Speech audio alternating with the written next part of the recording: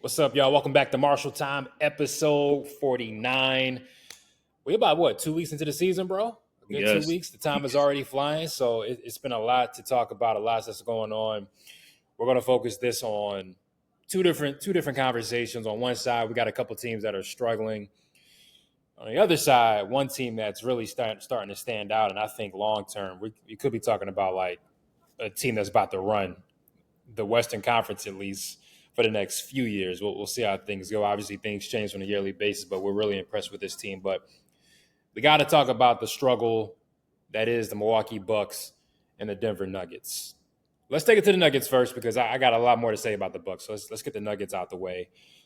They lost Friday night to Minnesota. But even before that, though, they had losses to the Bulls. They lose to the Bulls, or was it it was the Nets? Mm-hmm. Or they beat the Nets. Let me pull up their schedule just to double check.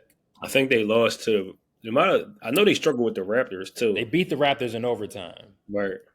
So the Nuggets, they started the year with losses to the Thunder, the Clippers. They beat the Raptors and Nets in overtime, and then they lose to the Timberwolves. So they're at 2-3.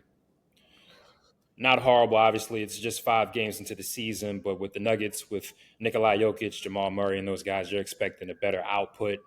And beating the Raptors and Nets in overtime is not something you should be happy about, right? And then you play the Thunder, you looked outclassed in the season opener. You lose to the Clippers, which they aren't a talented team compared to what you have. You lose to Minnesota, you came back and made it a game, but Minnesota once again is showing that as of right now, they should be ranked high above you. The problem with Denver is it's as simple as this. There's nothing wrong with your starting 5, but your bench is weak. Is it okay to say Russell Westbrook isn't who he once was? He's not at all. We're not surprised at that, right? Dario Saric at 30 years old looks cooked. I don't know what he brings to the table. And the development that you expected from Julian Strawther and Christian Braun. Well, Christian Braun starting, he's fine, but Peyton Watson and Julian Strawther, I think they were counting on those guys to step up in developmental stages, and it just hasn't happened.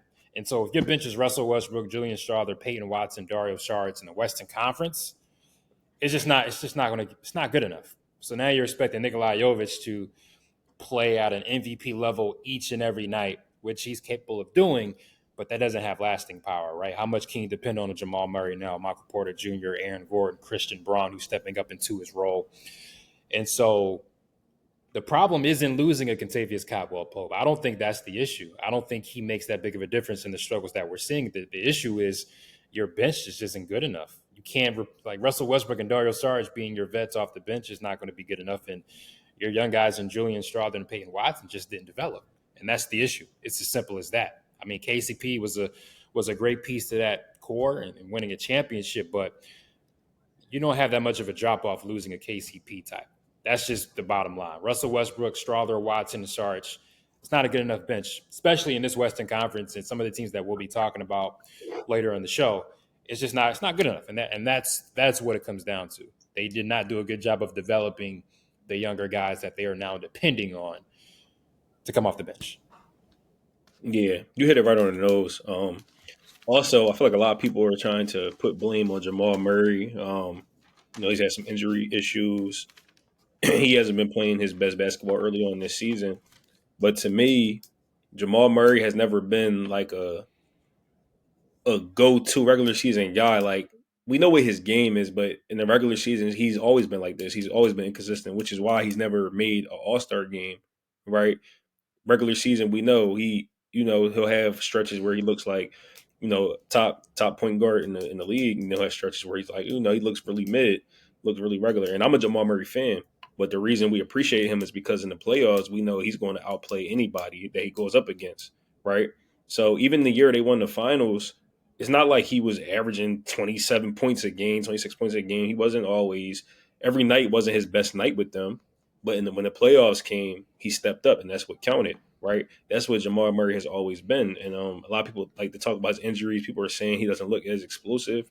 To me, it's like, I don't know. Like, his game was never based on athleticism, like, yeah, he's sneaky athletic. I would say that, but his game was never like I gotta blow past you. He's known for getting tough buckets in the clutch, in the half court when the game slows down, which is why he succeeds in the playoffs. Um, Obviously, since they're not as deep, he does have to play better though. But to me, this doesn't like it's not surprising me. Like if you told me Jamal Murray would have some bad games in the regular season, I'd be like, okay, that's been him his whole career. So yeah, other than that, I mean, they know what's going on. It's Denver, right? It's a small market team. Even though they won a chip, they have one of the most popular players in the world, but they're not necessarily attracting big name free agents. We know this, so they've built by making smart moves, smart free agency additions, smart trades. Right? We already knew last year when they lost Bruce Brown that it might hurt them, and now we're seeing it hurt them even further. As far as KCP, like you said, I feel like his role. I feel like him losing him does hurt a little bit, but it's not as much as we see on the court. Like his 3-and-D presence is there, but like you said, Braun is stepping into that role. So I feel like they have to get better on the bench. That's what it comes down to with me because they're in these games, right? It's not like they're getting blown out, but Westbrook off the bench is just not it. Like he doesn't look good at all. He doesn't look good at all out there. So How yeah, how do you even get better with what you have, right? There isn't, you know what I mean? yeah. Players Like they just play what better. I don't know what moves they can really make. who are you offering? Dario Saric, Julian Strother, Peyton, like what are we talking about here? And so what it looks like to me, they just got to rock out. Like unless there's I know there are some still legit. There's some solid guys still looking for teams, right? Like Alani Right. Walker, Markel Fultz. Like I don't know what you do, but maybe you have to go that route because trade wise, I don't see what move there is. Like in order to get back something valuable, you have to have something that I want in return, right? And I don't unless you're giving me the Joker, Aaron Gordon, or Jamal Murray. Like what are we talking about here, right? And so, but the one thing that they do have Nikolai Jokic, the Joker. And so I'm not as concerned compared to this next team that we're talking about. I think this next, I mean, I've been vocal about this team since they got Dame and since they fired Adrian Griffin. You know how I felt about the Bucks. Like it's been consistent. I didn't buy it from day one as far as being the best team in the Eastern Conference. I always felt the Celtics were still better. You fire Adrian Griffin. You bring in Doc Rivers. You know how I feel about that. You know how I feel about him as a head coach. So the Bucks, let's go over their season so far. Of course, opening night went over the Sixers, which we're looking at it now. It doesn't really mean much right now. Beating the Sixers, I mean, even the Pistons did that without Joel Embiid and Paul George. They've lost 4 straight games to Chicago, to the Nets, to the Celtics, and to the Grizzlies.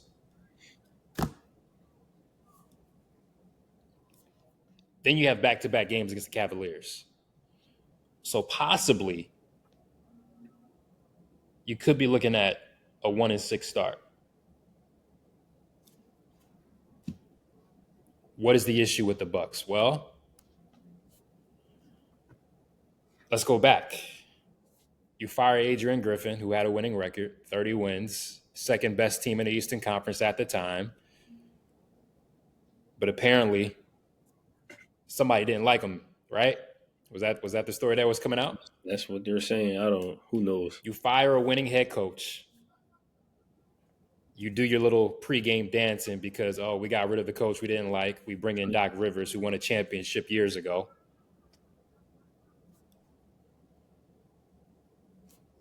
You lost in the first round last year? Yep. Giannis was hurt, though. Giannis got hurt, right? Yeah, he did. So you come back this year, we say, okay, another year of Dame and Giannis. Then there's talk about, oh, we didn't have a chance to work out this much this offseason. You see that? Yeah. Whose fault is that? Them. All I hear are excuses with the Bucks. Since Doc Rivers was hired, all I've heard are excuses. Giannis is going to be dominant. Dame is going to get his numbers. Chris Middleton is out right now. But even when Chris Middleton comes back, I still don't think this team is going to do much damage in the Eastern Conference. Chris Middleton's, he's always hurt at this point. That's just what it is with him. Like there's always something new going on with his body. He's 33 years old. Dame is 34. Giannis will be 30 in December. Brook Lopez is 36. Your main core is getting older. Gary Trent Jr. and Dame Lillard as your starting backcourt right now defensively is not going to get it done. That's food for opposing defenses, for opposing offenses. Torian Prince shouldn't be playing these many minutes. I don't know what is going on with that, but Darvin Ham has a good relationship with him, right? I guess that's the joke, him being in LA, right? So it continues in Milwaukee. DeLon Wright, Bobby Portis, Pat Connaughton. The roster just isn't good enough. And Doc Rivers is definitely not the coach to get this thing put together. I just don't think they enjoy playing with each other. I watched the game against the Grizzlies the other night, and the effort, the energy was low. I'm like, do they even enjoy being out there playing basketball together? Do Giannis and Dame even have a good working relationship right now? Because it doesn't look like they do. Just from me watching the game and having watched basketball and been around the game, they're a boring team to watch.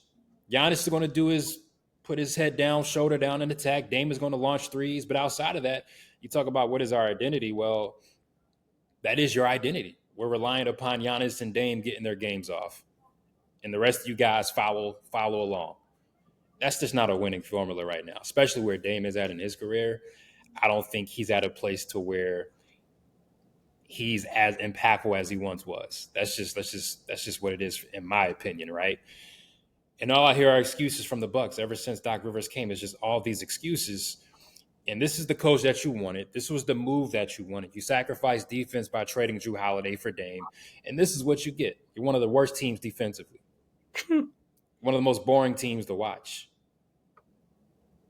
The Bucks are cooked. Now you're paying Mike Budenholzer still. You're still paying Adrian Griffin. And now you're paying Doc. You're paying 3 head coaches. 2 of them you wanted to leave. And now you're one of the worst teams in the league right now, based off the record. I don't care about the names. What does the record say? You lost to the Nets and Bulls. So you played yourselves. That's all I got with the Bucks right now. No, this team, on top of everything you just said, this team to me just screams dysfunction. Dating back to last season, I forgot who asked them, but they were asking Dame, who's the best bigs in the league or in the East. It was something along those lines. Mm-hmm. And he named Embiid, Bam. He left Giannis out. Mm-hmm. I'm like, bro, you just got there. And Giannis is better than – he's better than Bam. And you may argue that he's better than Embiid. So what are you talking about? Then we got Doc when they told him, he was asking, are you sure? You sure you want to fire Adrian and hire me? Are you sure? Then we got like you said, they didn't work out in the offseason. Then we got Dame talking about he was going through his divorce and he wasn't focused. And then we have reports saying Dame doesn't want to be here anyway. He wanted to go to Miami. Dysfunction everywhere, no matter how good your team is. And we just broke down that this team, they have names. They have some, they have some good players, but they're not deep. And it's not cohesive. At the end of the day, they're not functioning together. They're dysfunctional, and it's clear as day. I watched Dame only score 4 points the other night. It looked like he didn't even want to play. And I never we know Dame is going to shoot the ball. He probably took 12 shots, I want to say. Mm-hmm. That's not him. They don't want to be there. And Dame's my guy, but I got to call him out too. All right, last year, and I never seen him make excuses like that. And that was just not it.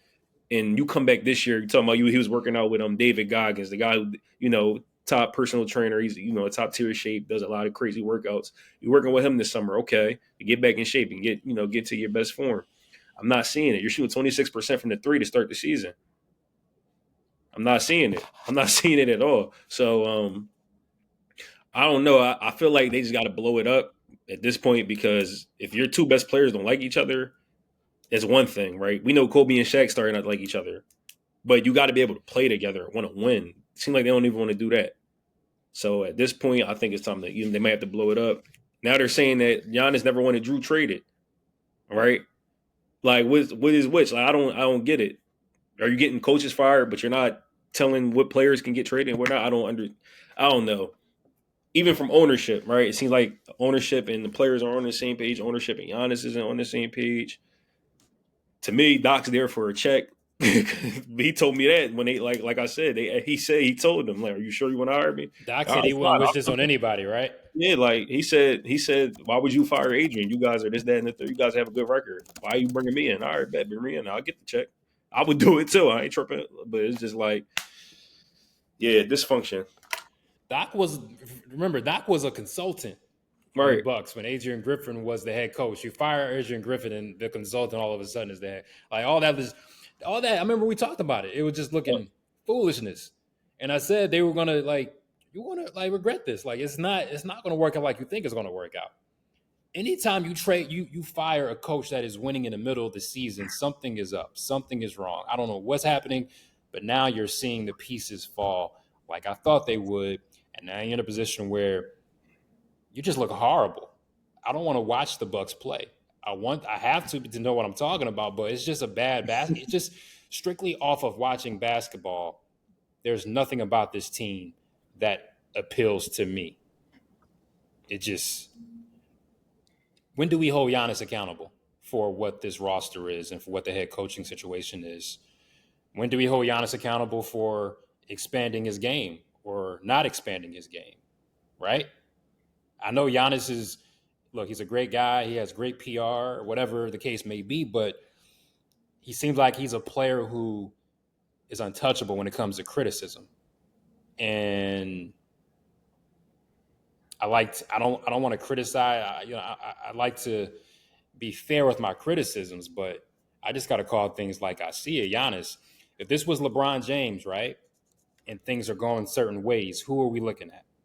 Brian, all the If this way. is Joel Embiid, if this is like certain guys are always looked at when you're the top guy, and Giannis is always in the top 3, top 5 conversation every year. But for some reason, you can't criticize him. You can't say, okay, well, why do we fire Mike Budenholzer? Why did we fire Adrian Griffin? Why was Drew Holiday traded for Dame? Like, why haven't you guys worked this out? Why haven't you guys figured this out? At what point do we say, Giannis, do you have some accountability here? That's all I'm saying. Like, No, you're let's right. keep things 100% clear and honest about it. Like some players just simply, for whatever reason, they're above criticism, and it looks funny to me sometimes. That's all. You know what I It does. mean? Yeah. Like I'm not talking about him I don't know him as a person, but strictly basketball and what I've seen. Some things look funny. I have questions. That's all. I just have questions. I'm not in that So locker room. I don't it's cover because that. of his it's his image. You know, he It's comes his from a yeah. humble background. He won a ring already. You know what I mean? He doesn't seem like too over the top braggadocious. He's like, it's kind of goofy, but he's serious on the court. It's all image. And I saw that soft launch trade request that he did. We just going to Yeah, didn't see that. right. Like when he He's said, I was might be traded next. Well, he said I might be traded next summer or whatever. he Like said no. He said they might trade they me. might trade me. Like they going like just ship you off. Your Like best player in the you're game said expendable. they might trade me. Like you're expendable. He's expendable. Yep. We'll go with that. The best player on your team, the franchise, the reason why you have a championship says He said they he's might fair. trade me. He fears in the middle of his prime. They might He trade me. fears for his future in Milwaukee. And now we saw reports now apparently the Nets and the Heat are teams that he would like to get traded to, right? There was like a rumor report that came out recently. So I'm just noticing some things. I'm not going to say too much, but I'm gonna watch. So we'll come back to this next summer and we'll see how it all plays out. I'm like, you know what? Just if you just pay attention, you can sort of see where things are lining up to be. But the Bucks are cooked. There's no trade that they can do to make this team better. And their championship window is totally shut. I think the Nuggets window is still sort of open. Milwaukee is shut. Is that fair Yeah, to say? Like it's shut. yeah, It's cooked because let's say for some reason you get out of the East, right? I don't think that's happening. Who in the Western Conference are you beating in a 7-game series to win a no clue. championship? I have no clue. Like But they're not getting out of the East. they're not. No, they're not. No. Of course not. Like you're not getting out of the East. You're not. So you got your championship a few years ago. I'm not going to hate and say KD's foot was on the line and Harden, Kyrie were hurt, but these are facts though. But you won the Yeah. championship. You did win the championship for Milwaukee, for a market like Milwaukee.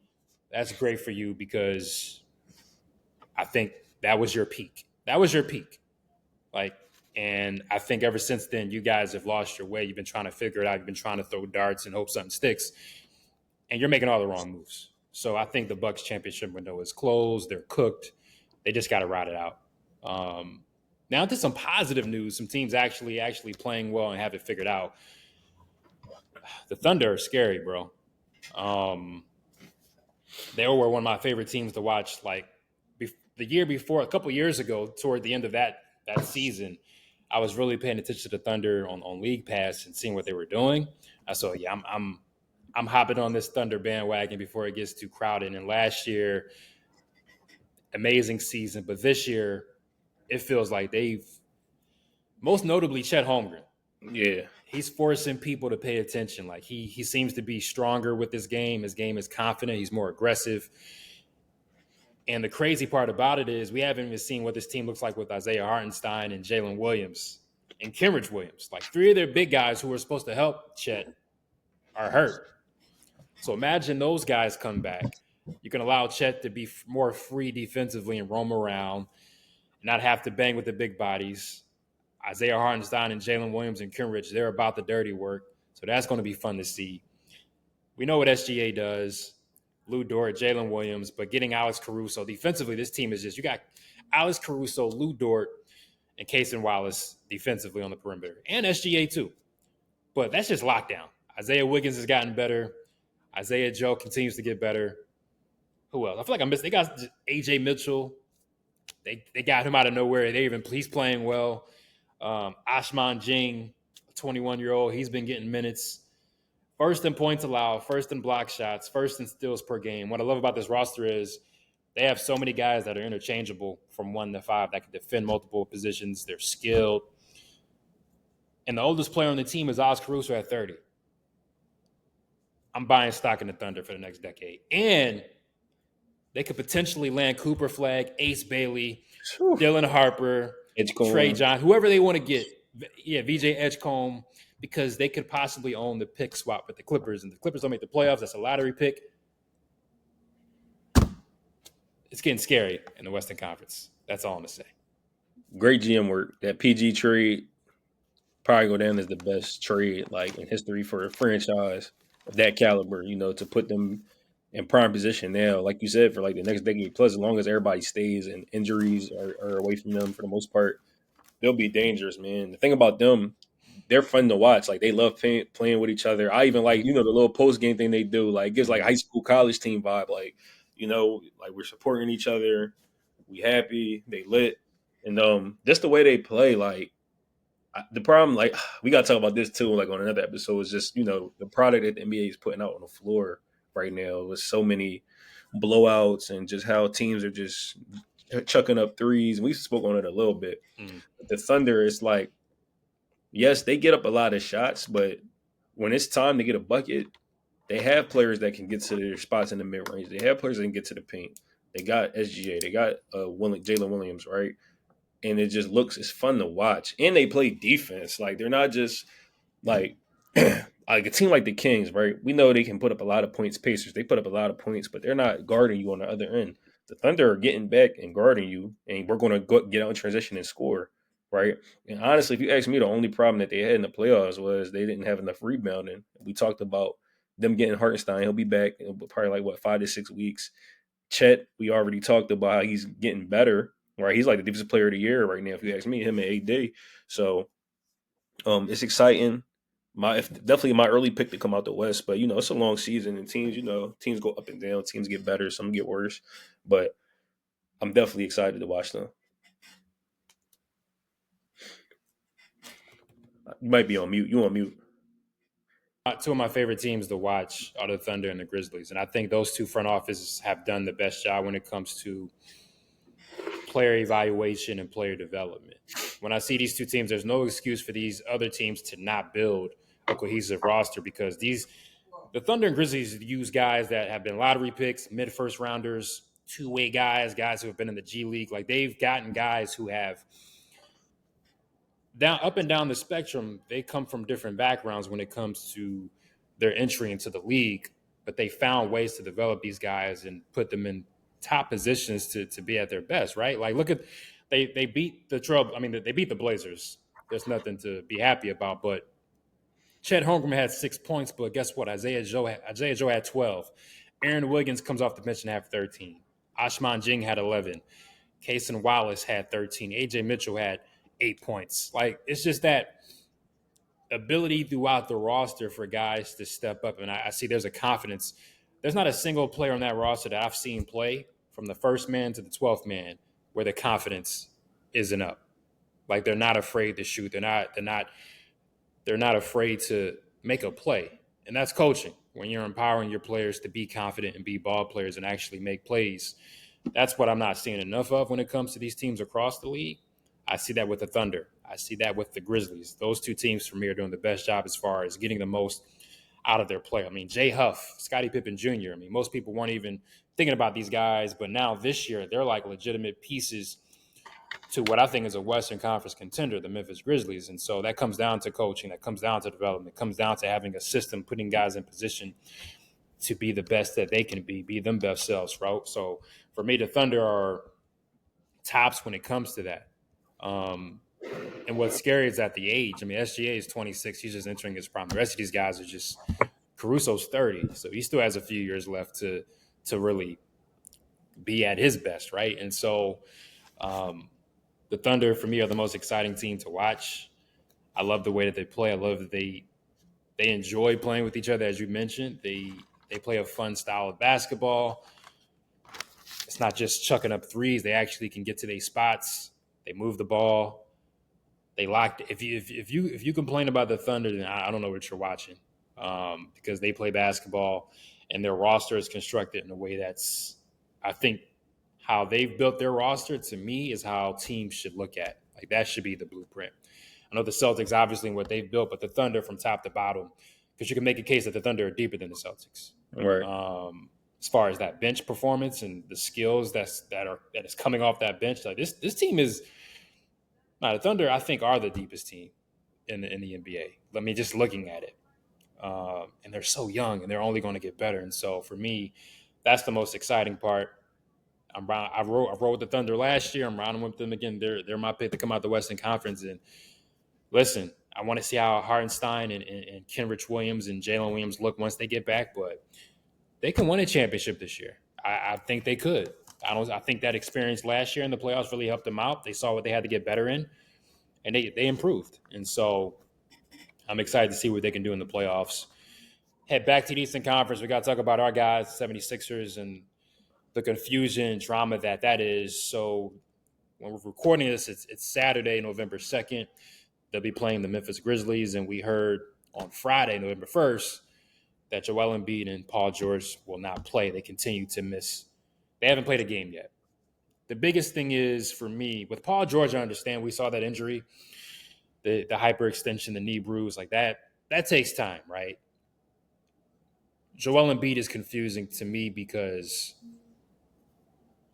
at this point, I have no expectations that he'll play until it happens. I refuse to live every day by an injury report. I just can't do it.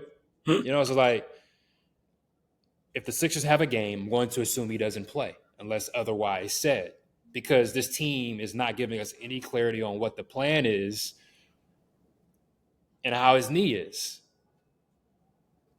I don't know what to think. If your knee's not ready, okay, then say that. Say that the knee is not healthy, but we have a plan to get him back healthy and ready to go. My concern is this. You cannot afford to just punt these early season games away, because what happens when it's March, season's coming to an end? We still got to compete for playoff seeding, right? Is Embiid going to sit out back-to-backs then? How is that going to impact your performance on the floor? How are we going to build chemistry? Like, all I'm saying is, if your knee is not to a point to where you want it to be, how can we trust that come playoff time when it comes to grinding in the playoffs, when the game might be physical, when you might be tired physically and mentally? Can we trust that need to be ready? Can we trust you mentally to be there come playoff time? I can't make a judgment on this team because I don't know what it looks like. Without Joel Embiid, without Paul George, I don't know what this team is because they haven't built the chemistry. And so I have no judgments about this team right now because it's confusing. I don't know where this is going, but yeah, I'm pretty much over it at this point because this team is bad right now. Eric Gordon getting minutes, Kyle Lowry getting minutes. Like this isn't a good team. I mean, you lost to Detroit, right? So that tells you all you need to know about where this roster is without Paul George and Joel Embiid in the lineup. But the biggest thing when it comes to fans is just the confusion. They're buying these tickets to see you guys play, and they don't even know if they're playing until the day before when they already have these tickets. That's the biggest issue. And so I'm over this narrative. To clear things up, Joel Embiid called out a sports reporter in Philadelphia yesterday. He wasn't calling out the fans because, from what I know, I think the fans in Philly appreciate Joel Embiid, right? I don't think the criticism comes when it comes to being in shape and wanting you at your best, which I think is fair. You're a pro athlete getting paid a lot of money. Get in shape. Simple as that. No excuses. I don't care.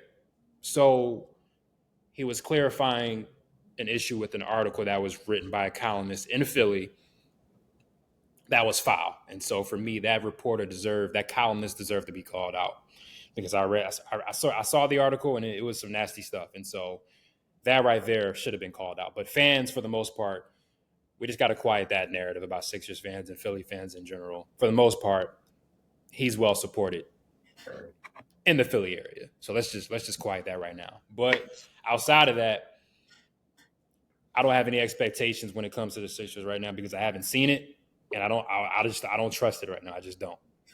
Yeah, first of all, the whole report situation. I understood what he was saying. Like I know people on social media are running with it because he said everything I've done for this city. Mm-hmm. He doesn't have any rings or conference finals appearances. So people on social media are running with it. I've been seeing the jokes. But if you listen to what he actually said instead of, nitpicking quotes from his, statement, he actually said some real things like, he said, I played with broken face, broken bones, hurt knees, hurt back, whatever the case may be. He's risked his vision to go out there in the playoffs. So he's definitely fought through injury. And I'm not even so much mad at him, because we've known since we drafted him that he's had injury problems. Like, this is not a surprise. I need to know, first of all, to me, it looks bad because you were just playing in the Olympics. Like, I just saw you in July, bro. I just saw you playing with the Olympic team. 1, 2, we weren't aware of some major injury coming up to the season, leading up to the season. Like, we're expecting you, all right, you're going to be out there ready to play. Mm-hmm. And now it's like, what's the timetable? Right? Y'all say it's a knee injury. What's the severity of it? Like, all we keep hearing is, yeah, he might play this day. Then the next day comes, oh, he's not playing. Oh, he might play this day. The next day comes, he's not playing. Then they keep talking about, yeah, he's ramping up in scrimmages and 5-on-5s, this, that, and the third.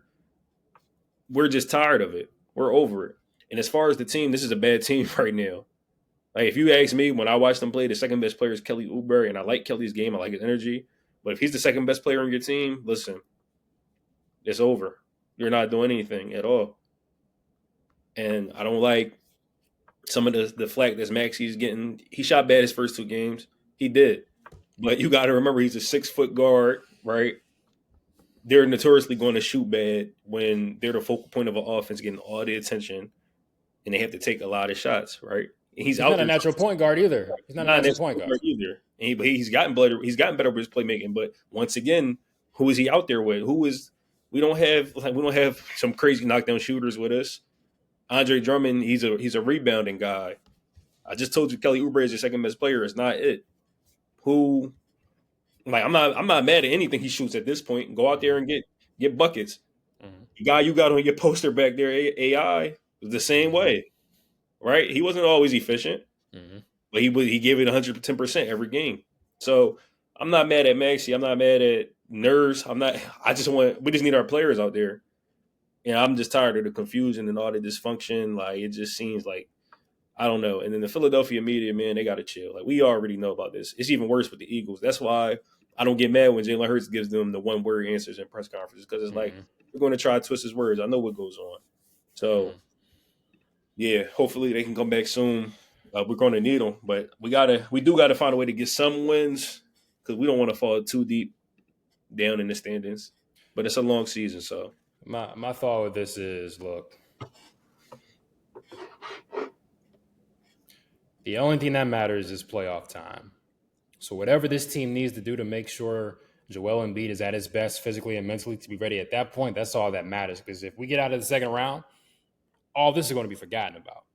That's how this works, right? Winning makes people forget about some things that were going on. So, but on the flip side, check me out now. If you fail to get out the second round once again, I don't want to hear any excuses. Because wait, you sat out the first 2-3 weeks of the season. You should have, right? If you're physically out there in the playoffs and your body's good and there's no setbacks and you fail to get out the second round again, what's the excuse? Because I thought this plan that you guys had was the best plan to get it prepared and ready for the playoffs, right? So to me, as a fan and as a viewer of the game, this plan means no excuses come playoff time. Is that fair to say? Yeah. Because why are we sitting out then if we're able to play? Right? If that means this is the best opportunity to be at your best come playoff time, and if your body is ready, there's no setbacks come playoff time, and you once again fail to get out the second round, unless you play the Celtics, right? Is there, outside of the Celtics, is there a team that you can have an excuse for the Sixers not to get out the second round? If it's the Celtics, okay, I get it. I can't be mad. No, there's no. Listen, no. Is that fair to say? Because there are people on two different sides of this conversation, but let's just come to the middle. That's all that matters for both sides, getting out of the second round and competing for an Eastern Conference championship. That's the goal, right?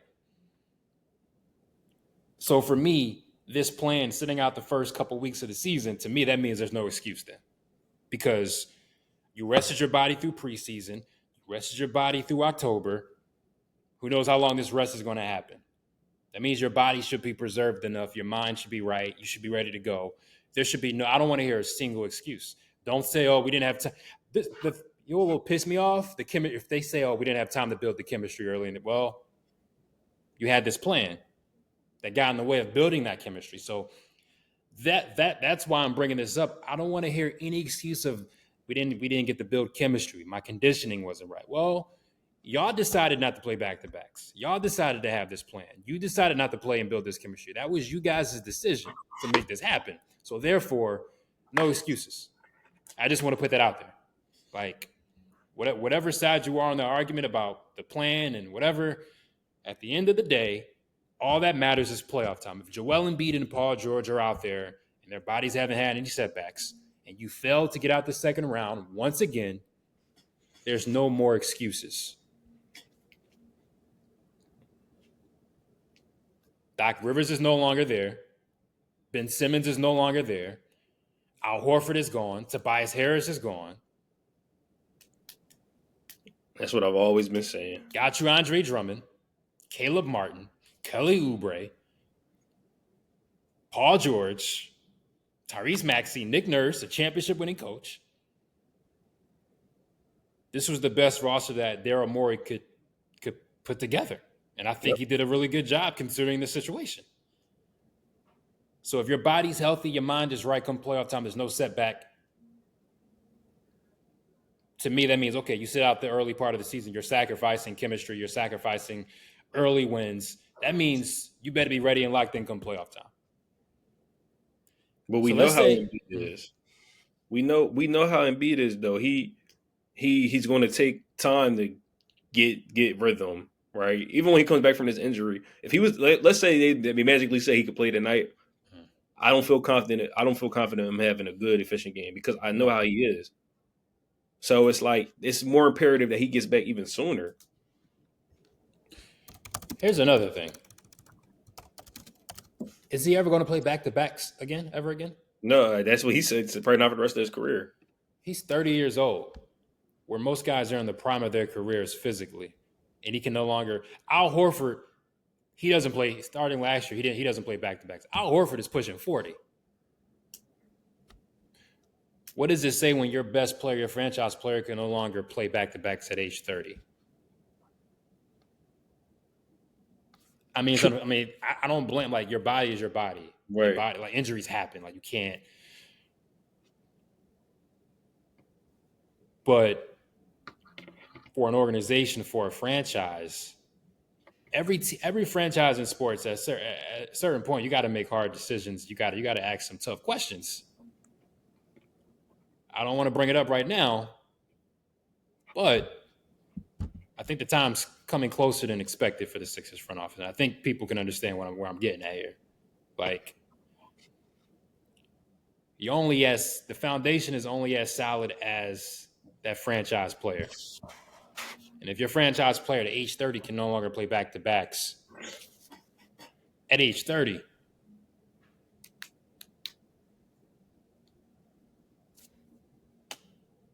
I haven't seen that before, where a 30-year-old superstar can't play back to backs. I don't know what that looks like. So that's Right. why it's hard to. I don't know what that looks like in the grand scheme of things. What does that look like? Because you're expecting your. That's the thing.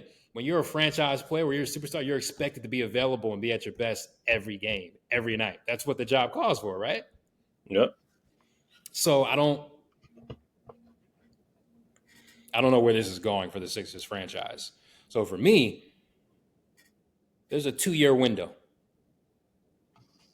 There's a 2-year window for this team because Paul George is in his mid-30s. So what are we talking about here? There's a 2-year window for this team to, I'm not even going to say win a champion. I'm going to say get out the second round. Like, that's where I'm setting the ceiling right now, because you haven't been able to break that ceiling yet. So until you break that ceiling, I can't even talk championship with you, because you can't get out the second round. And to me, making a conference final don't mean nothing to me either, honestly. It shouldn't. Pistons just made it last year. Who cares? It doesn't matter. It don't matter. Are you beating Boston in a 7-game series? That's all I want to know. Yeah, fact. That's the only thing that matters, right? We'll see. The great thing about sports is that it always plays out on the court, on the field. We'll see. Like, the truth will always be exposed. You can't run from it. Like, the result, it is what it is. You can't fake it. Like, we'll see it play out. That's what I love about sports. You can't. No, like, we're gonna lace them up. We're gonna hoop. It's gonna play itself out. Like, the result is the result. Either you're good enough, either you're gonna be prepared, either you're gonna be mentally ready to go, or you're not. And we'll see. And we might be having the same conversation this time next year. We'll Probably see. will. Odds are. But at this point, I'm over it, though. Like, I'm over it. If we can't get out the second round again, what are we doing? Am I tripping? Nah. I mean, Like, at that point, I would rather bottom out at that point and start the rebuild process than every year have the second round. Like, what are we talking about?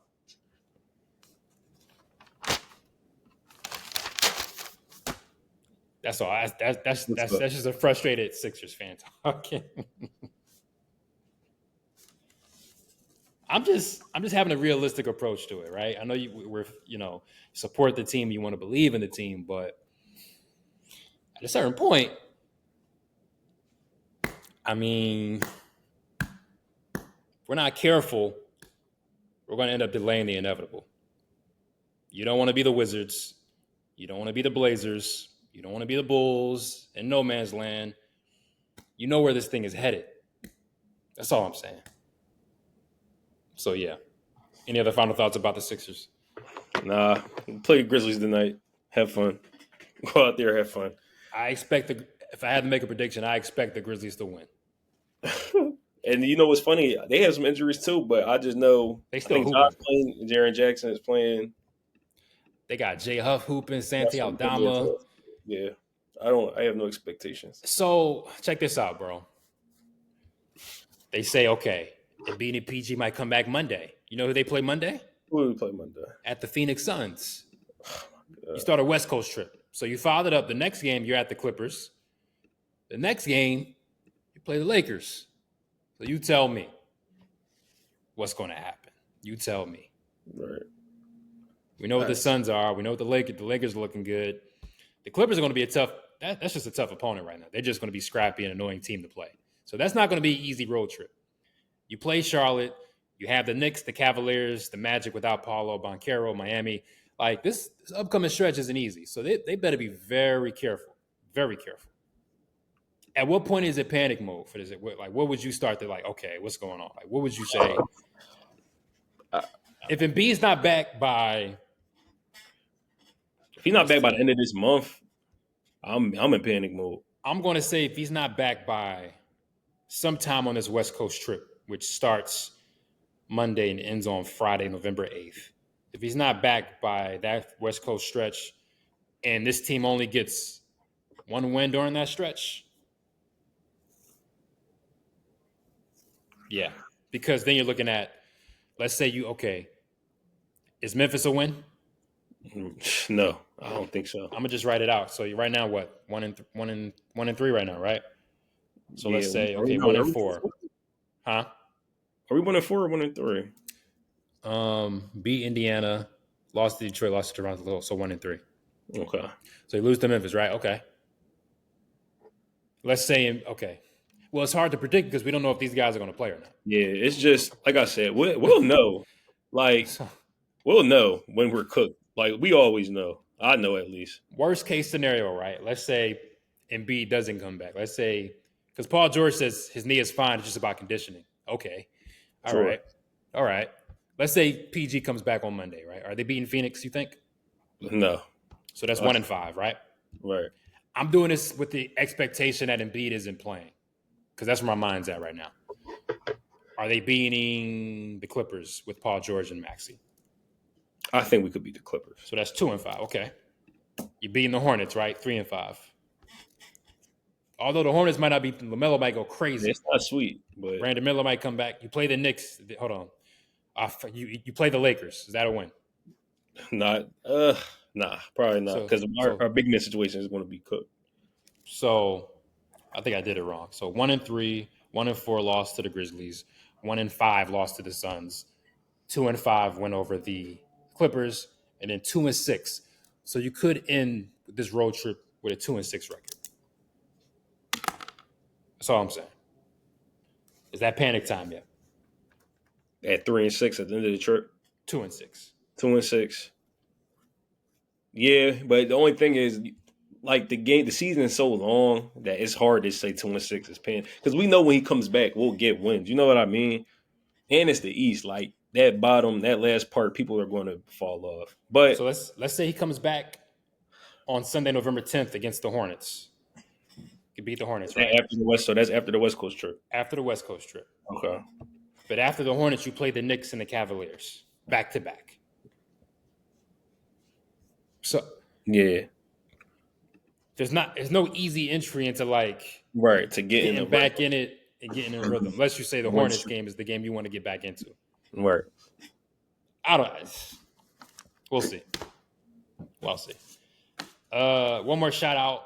Bilal Coulibaly, career high 27 in the Wizards win over the Hawks on Wednesday. I see you. One of my favorite rookies from last year. The offensive game is coming together. The Wizards got something. I want to talk about them in one of the other shows coming up, but I see what they got. Like Bub Carrington, Alex Sarr, Keyshawn George, Bilal. I think they might be building something finally in Washington the right way. If they get one of these top 3 picks next year, I'm starting to pay attention. That's all I'm saying. And Trey Mann finding a nice role in Charlotte as a 6th man. Those are 2 players that I've noticed and wrote down that I like what I'm seeing so far this year. So, shout out Cam Thomas too. He's balling. Cam Thomas is in the peak spot that he would want to be in as a scorer. Yeah, like he's getting like the splits are nasty. Like he looks efficient, and they're going to him in big moments. Schroeder's playing good too for them. Yeah, Cam Schroeder. Like the Nets are a team to where like if you want to like a big payday coming up, if you want to raise your stock in the league, like you can get your game off with the Nets. And Cam Thomas and Dennis Schroeder are taking full advantage of that. So I salute you for taking it. Is Cam Thomas, what's his contract situation? Let me see. Because if he's a free agent, he's getting paid. So, yeah, he's a restricted – hold on. It might be his last year, right? It says free agent 2025 restricted. No, they didn't extend his contract. It was the deadline was on October 21st. Wow. And they wanted this. – Hey, listen. I don't if Denver has the money, would it be like a nice spot to have Yeah, off the bench Cam Thomas, 6-man definitely. type situation, right? Definitely. Maybe the Spurs. I'm just thinking about teams that could definitely upgrade if they get a Cam Thomas in there. We'll see. But yeah, Bilal, Koulibaly, Terrence Mann, Cam Thomas, Dennis Schroeder, y'all definitely doing your thing, raising the level of your game, increasing that stock. Love to see it. But yeah, that's it. We're going to see how these storylines that we talk. I expect the Thunder to continue to be legit. I think Denver they'll stay above water. The Bucks are cooked though, and the Sixers are to be determined because I just haven't seen it, so it's hard to say. But yeah, thanks for watching another episode of Marshall Time. Remember, Apple Podcasts, we're on Spotify Podcasts, on YouTube. Subscribe, like, share with your friends, your friend chat groups, your family. Appreciate you guys watching and listening and supporting us. We'll see y'all next week. Peace out.